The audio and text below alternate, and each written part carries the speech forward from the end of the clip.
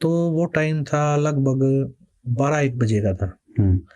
12-1 बजे हुए थे। तो हम तलवंडी भाई, जो स्वामी रामदेवानंद जी महाराज के कई आश्रम है, तो वो तलवंडी भाई, मोगा, चुडानी, नजफगढ़, बहुत जगह आश्रम थे स्वामी रामदेवानंद महाराज के। तो और लाखों की संख्या में स्वामी रामदेवानंद महाराज के शिष्य भी थे। तो हम तलवंडी भाई पहुंचे आश्रम में। पहुंचने के बाद श्रद्धालु जो वहाँ सेवा कर रहे थे सबसे सच्चाई हुई, तो वहाँ बैठे। तो दादा गुरुदेव जी के बारे में पूछी, गुरुदेव जी कहाँ है? तो बताए जी वो विश्राम कर रहे हैं कमरे में अंदर। तो जब विश्राम कर रहे थे तो एक श्रद्धालु बोला जी दादा गुरुदेव जी को उठा देते हैं। तो गुरुजी ने मना कर दिया, नहीं, गुरुदेव जी को सोने दो, जब उठेंगे ना तब मिल लेंगे। ठीक है। तो हम गुरुदेव जी और दादा गुरुदेव जी का कमरा था, उससे बाहर बैठ गए। तो बाहर बैठ गए तो हम श्रद्धालु जो वहाँ सेवा कर रहे थे वो चाय ले आया। तो हमने वहाँ बैठकर चाय पी। तो चाय पी रहे थे, इतनी देर में अंदर से आवाज आई, खटखट की आवाज आई। तो जो सेवा कर रहा था वो, हाँ, जो श्रद्धालु वहाँ हमारे साथ बातचीत कर रहा था, बैठा था, वो एकदम उठ के अंदर भागा। वो माँ क्या हुआ? पिताजी बोले क्या हुआ? गुरुदेव जी उठ गए हैं। तो वो भागा अंदर। तो अंदर गया तो हम बाहर खड़े थे, गुरुदेव जी इंतजार कर रहे थे हम। तो अंदर से जैसे श्रद्धालु ने जाके बताई कि हरियाणा से रामपाल जी आए हैं और उनका लड़का साथ आया है। तो दादा गुरुदेव जी, अंदर से आवाज आ रही, अंदर क्यों नहीं बुलाया उनको? दादा गुरुदेव जी अंदर क्यों नहीं आए, अंदर क्यों नहीं लेके आए आप उनको? अच्छा। वो कह रहा जी आप विश्राम कर रहे थे, उठाया क्यों नहीं मेरे को?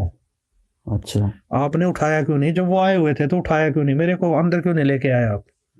अच्छा। तो एक श्रद्धालु और था, वो भागा आया अंदर से बाहर, बोला जी गुरुदेव जी बुला रहे हैं आपको, अंदर आ जाओ, जल्दी आ जाओ, यानी कि जल्दी ही उसमें आओ। तो गुरुदेव जी बोले क्या बात हुई? उनको रोका, कुछ बात होगी क्या? कि वो बोले कोई ऐसी बात तो नहीं होगी जिससे दादा गुरुदेव जी स्वामी रामदेव जी महाराज मुझसे नाराज हो गए हो कभी? कोई ऐसी बात तो नहीं हो रखी है? गुरु जी बोले नहीं जी, नाराज नहीं, वो तो यूं कह रहे हैं, वो तो ये दादा गुरुदेव जी ये कह रहे हैं उनको पहले क्यों नहीं बुलाया? अच्छा। मुझे उठाया क्यों नहीं? वो तो इसलिए बोल रहे हैं। तो उसके बाद अंदर गए तो दादा गुरुदेव जी यूं देखकर, रूम था तो दादा गुरुदेव जी यूं देखकर, यूं गेट की तरफ देखकर यूं उठ रहे। अच्छा। यानी कि गुरु जी अंदर आए, उनको देखकर उठने लगे।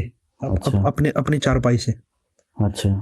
हाँ, उठने लगे। तो गुरु जी, हम स्पीड से चल ही रहे थे जाके, जो के चरण लिए, चरण लेके अपनी चारपाई से। अच्छा।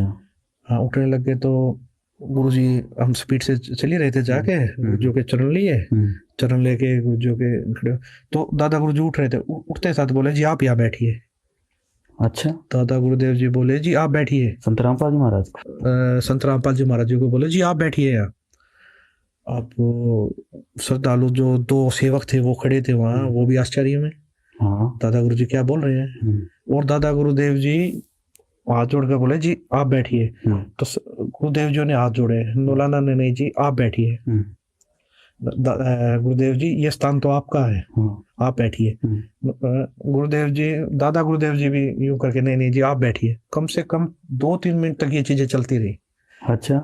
जैसे कोई घर में मेहमान आ जाता, हम कहते जी बैठिए, वो कहने नहीं जी पहले आप बैठिए। तो कम से कम 2-3 मिनट तक ये चीजें चली है, मैंने देखी है ये चीजें। अच्छा था उस समय, ध्यान नहीं था भाई इतना। सर ये तो जो आपने बताया ये बात बहुत ही अद्भुत है, क्योंकि सनातन धर्म में, हिंदू धर्म में, अपनी गुरु परंपरा में अगर देखा जाए तो गुरु पद उच्च होता है और शिष्य का स्थान जो होता है वो नीचे होता है।